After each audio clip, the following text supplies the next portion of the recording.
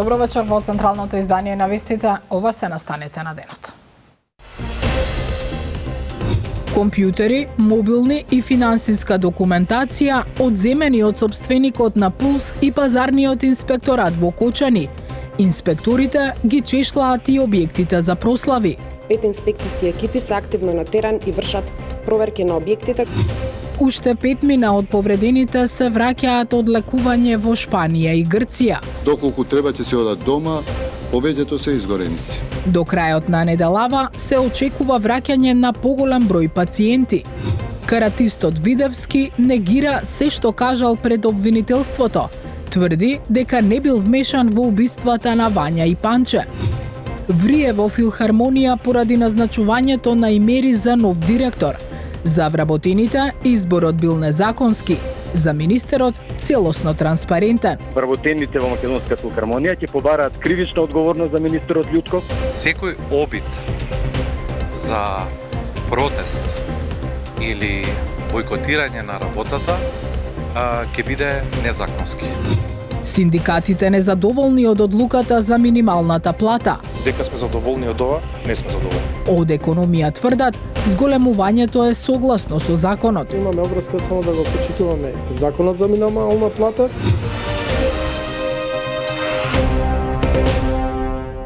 Компјутери, таблети, мобилни телефони и обемна документација одземени од подрачната канцеларија на ДП и домот и возилото на сопственикот на Пулс. Од МВР велат дека истрагата продолжува со несмален интензитет. Деталите ги пренесува Михајло Видемлиски.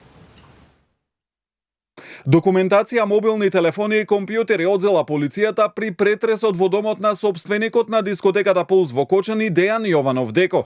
Одземени се и предмети од претресите во двата угостителски објекти, од кои едниот е кафе-барот Класик. Исто така собственост на Јованов, а кој беше демолиран ден по пожарот. Во домот на Д ја пронајдени и одземени се лаптоп, компјутери, повеќе мобилни уреди, документација и други предмети. Одредени предмети се одземени од возилото и од угостителските објекти, а пронајдени и одземена е и финансиска документација. Во ДП и канцеларија Кочани пронајдени и одземена еден компјутер, еден лаптоп компјутер и еден таблет, како и целокупната документација поврзана со правни субјекти во собственост на ДЈ, велат од Министерството за внатрешни работи. Претходно во полициска станица биле спроведени сопругата и ќерката на Дејан Јованов, како дел од лица кои би можеле да имаат определени сознанија. А според информациите, ќерката на Јованов ја зела фалсификуваната лиценца од Министерството за економија. Но досега нема информација од обвинителството дали ќе бидат опфатени во истрагата. За сега остануваат осомничени вкупно 34 лица. Сите се во притвор освен тројца, двајцата членови на бендот ДНК и управителот на фирмата која раководела со дискотеката. Во истрагата на Кочанското обвинителство која ја водат 11 обвинители. Опфатени се сопствениците, организаторите на концертот, лица од обезбедувањето во дискотеката, како и лица од Министерството за економија, Државниот пазарен инспекторат и Дирекцијата за заштита и спасување. Командири, началници и други полициски службеници се дел од истрагата на обвинителството за гонење на организиран криминал и корупција. Од опозицијската СДСМ обвинуваат за непостапување на УЈП и тврдат дека дискотеката Пулс требало да биде затворена уште лани поради блокирана сметка, со што, според нив, можеби ќе била избегната трагедијата во Кочани. Според податоците, објавени во бизнис мрежата, фирмата МММ Кафе, собственик на дискотеката Пулс, работела со блокирана сметка дури 217 дена. Евидентирана блокада, која се уште не е трната, била заведена на 16 август 2024 година. И тука се поставува суштинско прашање. Дали управата за јавни приходи требала да го затвори клубот уште во септември 2024 година? Реагираат од ВМРО ДПМН. Велат, притвор се одредува со докази и правни основи, а не со притисоци од партиски штабови. Жално е што напорот за докажување на правдата за СДС е политички процес и на тоа гледаат низ партиска призма. Уште пожално е што правдата не е циркус, туку процес. А кога сме кај тезата на СДС дека селективна била акцијата за виновниците за трагедијата во Кочани, во притвор има двајца градоначалници кои доаѓаат од редовите на ВМРО ДПМН. Има функционери и поддржувачи на СДС и ДУИ, но и луѓе кои не се членови на партии, се наведува во реакцијата на ВМРО-ДПМНЕ.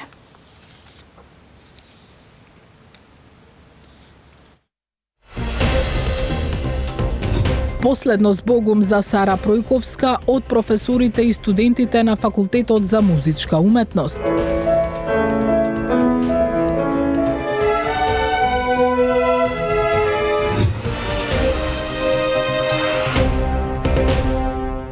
По спроведените вонредни инспекции во кабаријата, ноќните клубови и дискотеките, од денеска се чешлаат и објектите за поголеми прослави и свечености, најавија од владата. Во меѓувреме, од МНР информираа дека државата ги покрива трошоците за патување и сместување на семејствата на повредените кои се лекуваат во странство. Андријана Лазова-Божиновска има повеќе детали. Владата ги поддржува донациите кои доаѓаат преку различни платформи за семејствата на повредените од пожарот во Кочани, но сите се финансиски покриени од медицински и логистички аспект, потенцира министерот за надворешни работи Муцунски. Тој лично разговарал со дел од блиските на повредените, за кои поединечно преку социјалните мрежи и понатаму се испраќаат апели за донации, но уверува дека и тие се обезбедени и без никаков трошок.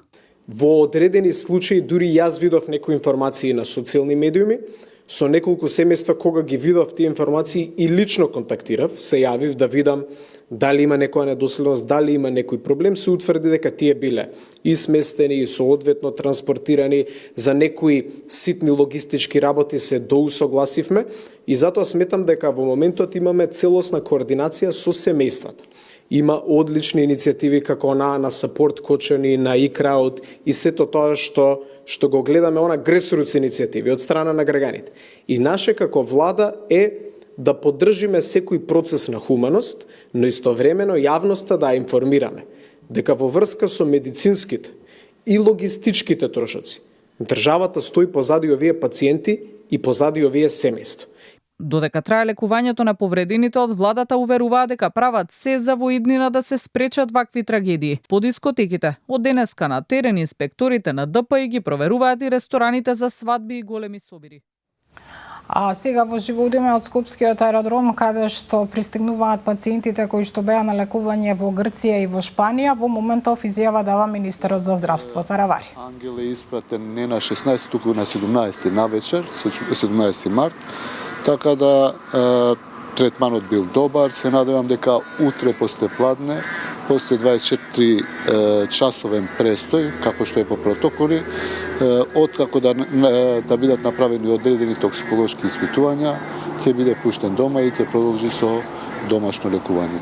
Се надеваме деновиве, подоцна очекуваме уште 4 пациенти да ни се вратат, така да тие се од Шпанија се враќаат пациентите и други пациенти очекуваме оваа недела некаде можеби уште 5-6 најверојатно, меѓутоа утре повторно наутро ќе ве брифираме сите и јавноста и граѓаните за да бидеме што потранспарентни и се надеваме дека прогнозата на сите пациенти ќе биде добра и сите живи и здрави ќе ни се вратат во Македонија. Од наша гледна точка би кажал дека продолжува процесот на репатриација на пациентите, но и на нивните семејства. Ангел е вториот пациент кој што се врати во државата заедно со неговите двајца родители. Вечерва продолжува овој процес. 4 пациенти се враќаат од Шпанија. Во текот на утрешниот ден имаме најава за враќање на дел од пациентите кои што се во Австрија и во Белгија. Секако се работи согласно многу строги здравствени протоколи и затоа велам имаме најава, може и да се променат работите, се надеваме не, но тука сме максимално внимателни, бидејќи овој процес никако не смее да има ни минимален ризик за пациентите кои што се пренесуваат. Ние продолжуваме тековна комуникација со здравствените власти во државите каде што се сместени овие пациенти.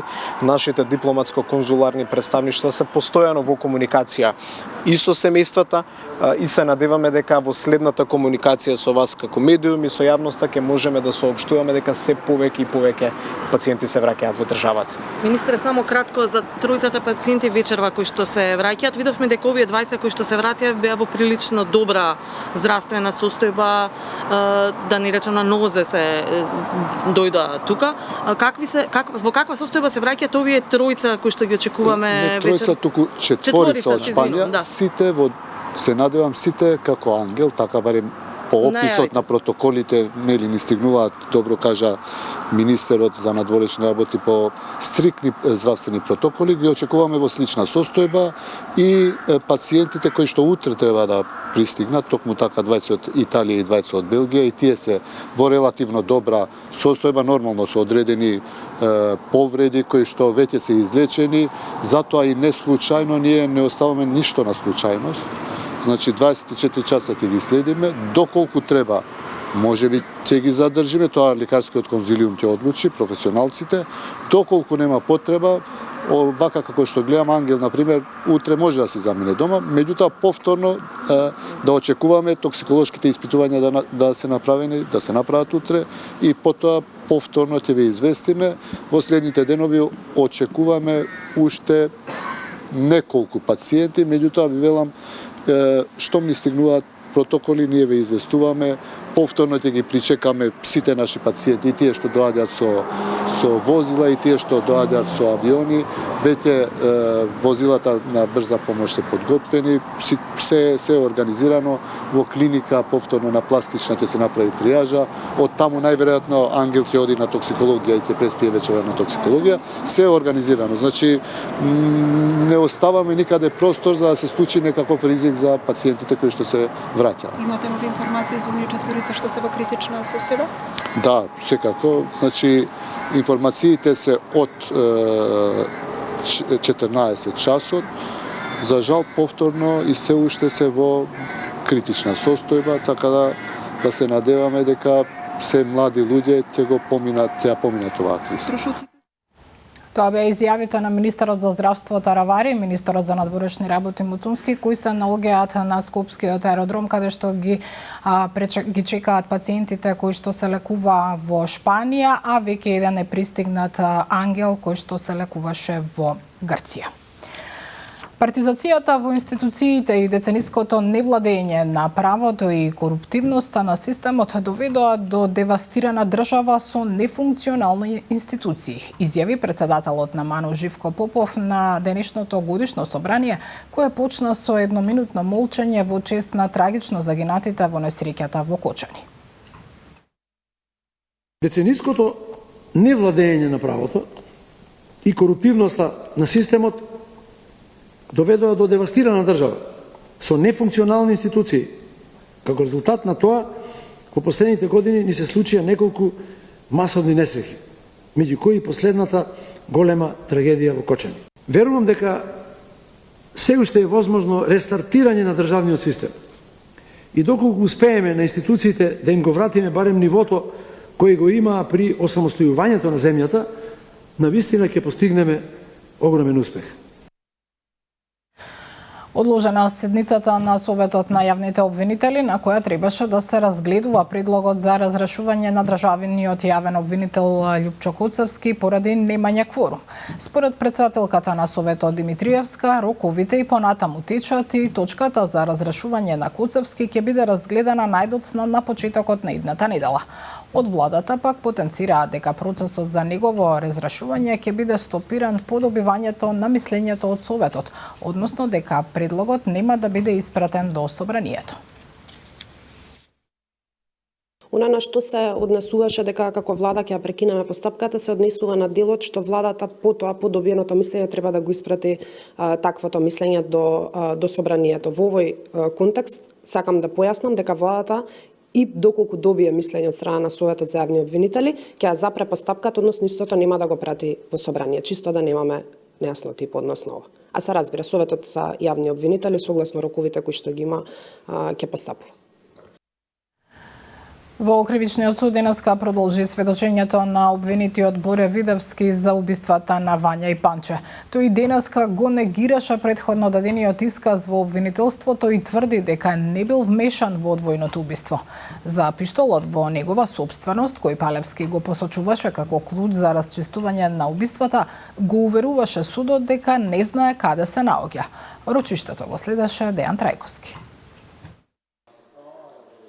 Обвинетиот Боре Видевски не знае каде е пиштолот со калибар 9 мм кој е во негова собственост, а кој Палевски го посочуваше како клуч за расчистување на убиствата. Тој на прашањата на судијата Ивица Стефановски посочи дека со години не знае каде му се наоѓа пиштолот, долго време го чувал дома, но не знаел точно каде завршил откако го извадил надвор од дома. Видевски на денешното рочиште негираше инволвираност во двете убиства, додека пак обвинителството читаше негов исказ даден во истрагата, при што детално ги опишал грабнувањата и убиствата на Панче Жежовски и Вања Ѓорчевска, посочувајќи го Љупчо Палевски како директен извршител. Тогаш слушнав истрел. Девојчето беше убиено од куршумот на Палевски. Го прашав зошто го направи тоа, но тој само ги крена рамениците. Кога ја закопавме, се вративме во Десна и тогаш пак го прашав зошто ја уби, кога за неа требаше да бараме откуп.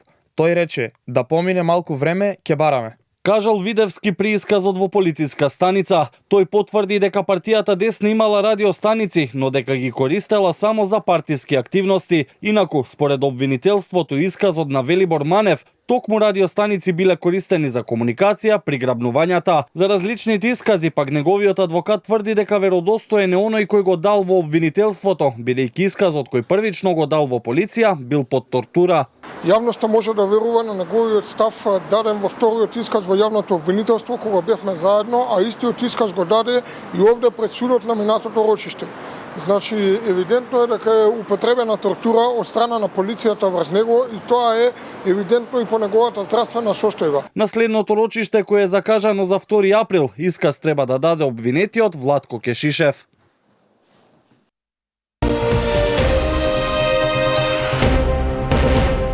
Синдикатите незадоволни од одлуката за зголемување на минималната плата усвоена вчера на седница на владата.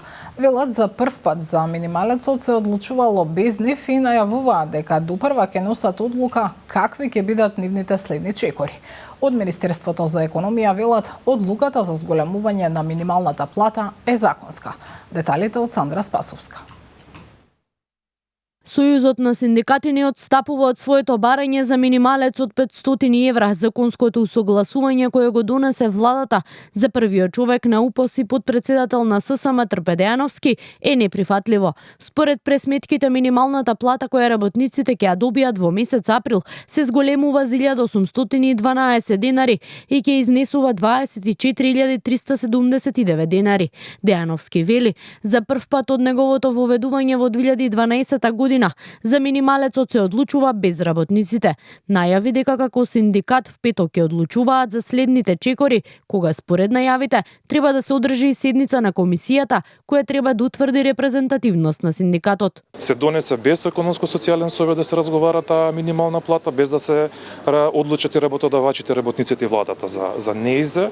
Прв пат се случува за ова, меѓутоа имајќи во предвид во каква држава живееме, нема да биде ни последен пат. Во петок е закажени седница на претседателството на Сојуз на синдикати на Македонија за кој ќе се одлучува за понатамошните чекори. Дека сме задоволни од ова, не сме задоволни. Со оглед на тоа што веќе течат роковите за поднесување на пресметките за плата, владата вчера на седница донесе одлука за утврдување на минималната плата која ќе бележи зголемување од 2685 денари бруто или 1812 денари нето износ, а заменик Министерот за економија Маријан Ристевски денеска рече, законот мора да се почитува. Одлуката е донесена бидејќи ниту еден синдикат во моментов нема репрезентативност и повтори дека се остава простор доколку се постигне договор меѓу синдикатите и работодавачите за повисок минималец. Владата ќе го почитува. Ние како влада имаме обврска само да го почитуваме законот за минимална плата, кој што треба да започне да се спроведува од наредниот месец.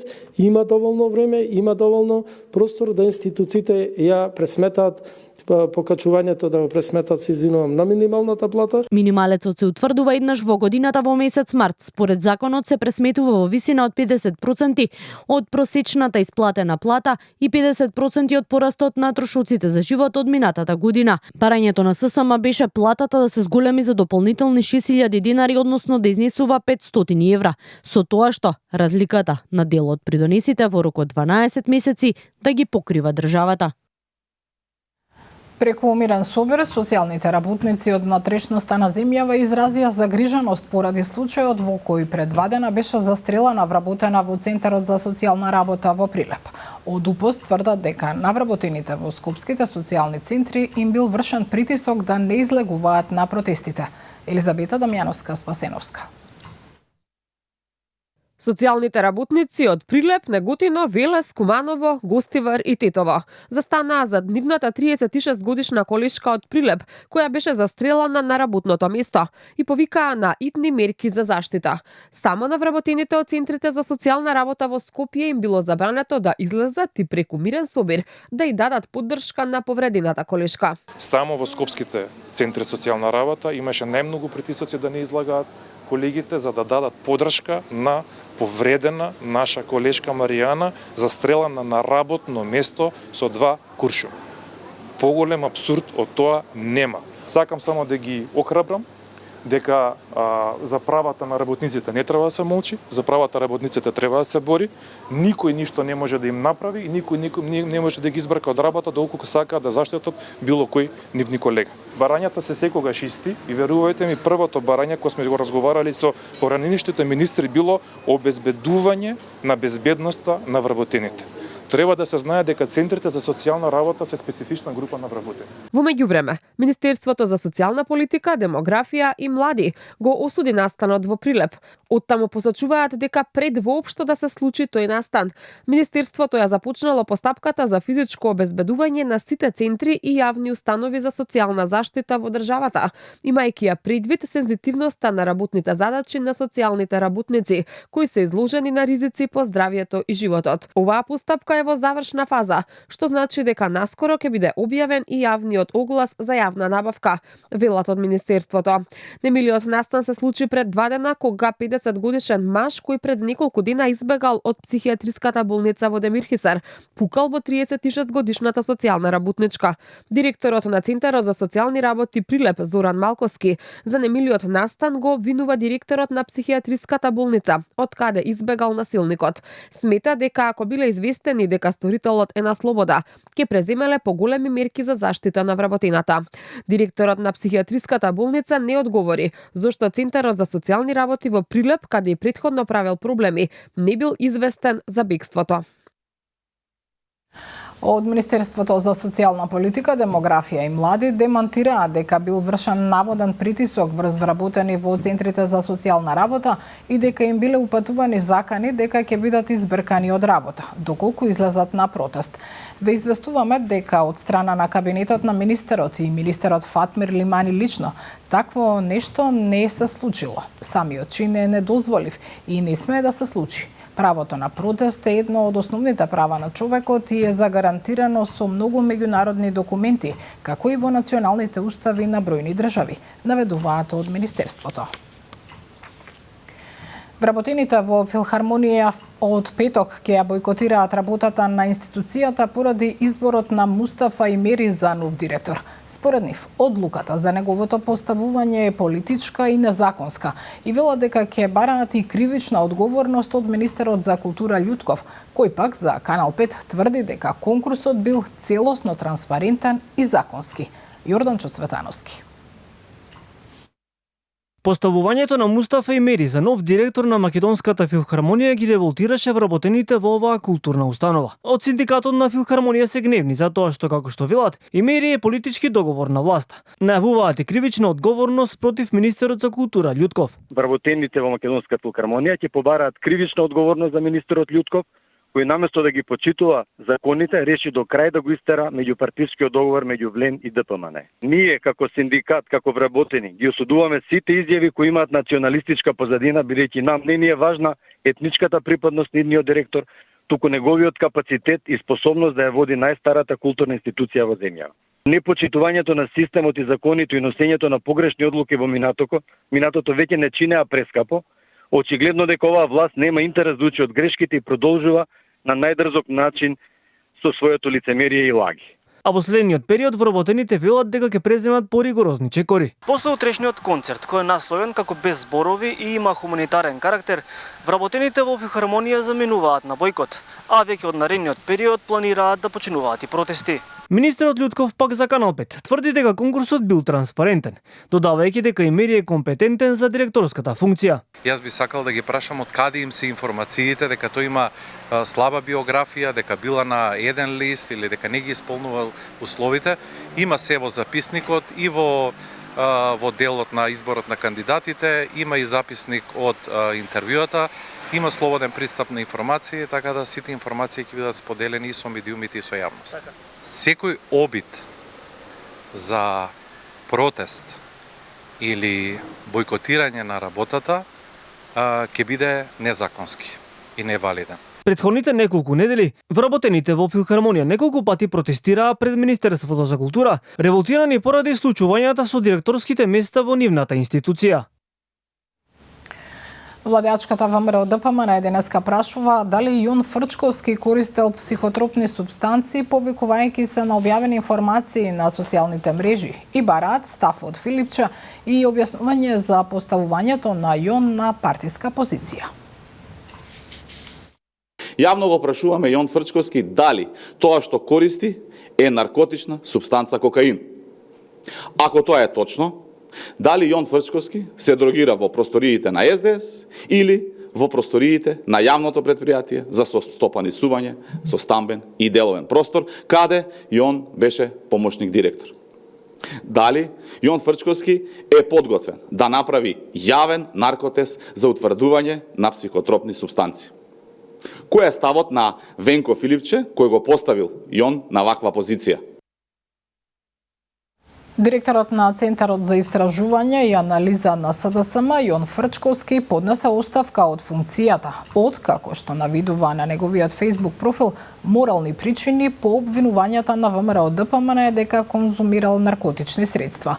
Иако нападите врз него ги оценува како дефокус на јавноста за начинот на кој се води истрагата за трагичната несреќа во Кочани, сепак вели дека не е горд на своето минато и не сака да биде товар на партијата, како и дека нема да дозволи СДСМ да биде мета на напади и јавен линч. И на идните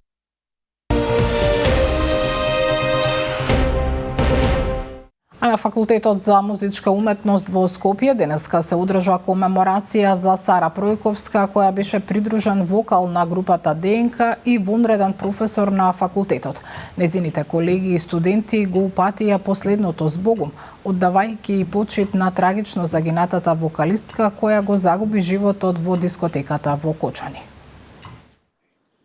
Со едноминутен молк на Факултетот за музичка уметност започна комеморацијата во чест на професорката Сара Пројковска, која животот на 48 годишна возраст трагично го загуби во пожарот во дискотеката во Кочани, настапувајќи со својот бенд ДНК. Сара беше професорка по пијано, но истакнат македонски музичар, придружен вокал на дуото ДНК, како и на дел од најголемите македонски музички звезди, вокалист во бројни музички проекти, домашни и странски, и текстописец на забавни мелодии, зашто има освоено и бројни награди. Незините пријатели, колеги, студенти и соработници велат Сара за секогаш ќе паметат како незаменлива пријателка, секогаш ведра и насмеана. Љубовта за музиката која кај неа се јавила од мали нозе и незиниот ангелски глас. За време на своето школување, а и потоа учествувала на многу домашни и меѓународни надпревари, каде што забележала бројни успеси и како солист и како пијано соработник.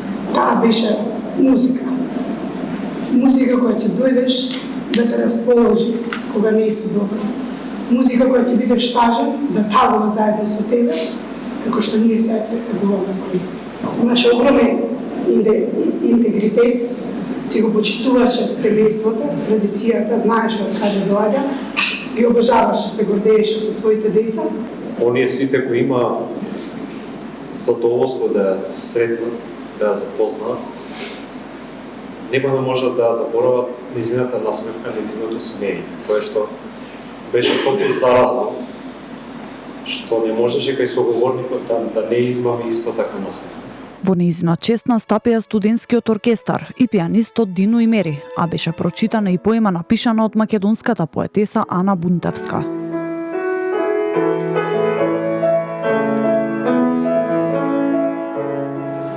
Не виси повторно насмејано со чашата во рака не стравуваш. Проклетство. Ќе пиеме за животот, а за нас по смртта ќе пијат. И знаеш дека силна си и ова ќе го истуркаш.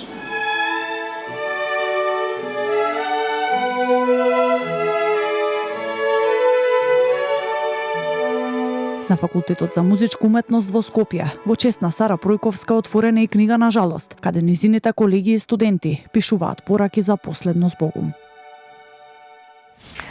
Компанијата Алкалоид се приклучи на масовната акција за помош за настраданите во трагичниот пожар во Окочани. Алкалоид преку Фондот за солидарност на Црвениот крст донираше 15 милиони денари. Алкалоид АД Скопје од 16 март наваму во неколку наврати символично им помогна на здравствените установи во Македонија со производи од својот асортиман во делот на пројавените потреби. Покрај горе наведената финансиска донација преку Фондот на солидарност на Црвениот крст, компанијата ќе продолжи да помага онаму каде е потребна помош и поддршка. Во името на нашиот колектив изразуваме длабоко сочувство до семејствата на настраданите и искрено жалење за ненадоместливите загуби. Истовремено упатуваме искрени желби за брзо закрепнување на повредените кои се лекуваат во земјава и во странство, информираат од Алкалоид АД Скопје. Вестите завршија. Само вистина во продолжение на Канал 5. Останете со нас.